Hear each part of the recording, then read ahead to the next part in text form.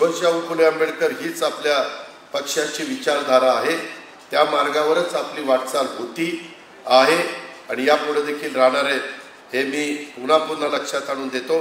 महायुतीच्या सरकारच्या माध्यमातून राज्याच्या अर्थसंकल्पाच्या बाबतीमध्ये आपण घेतलेले निर्णयांचा लाभ हा जनतेपर्यंत आपल्याला पोहोचवावा लागेल आणि त्याकरता तुमची सगळ्यांची साथ मला हवी आहे। हे सगळं होत असताना जो लाभ आहे तो लाभ देताना बऱ्याचदा काही तो लाभार्थीमध्ये मोडत असताना पण लाभ घेतोय, ह्याबद्दल पण आपण कटाक्षाने आम्ही आता टप्प्याटप्प्याने सगळंच डीबीटी करतोय।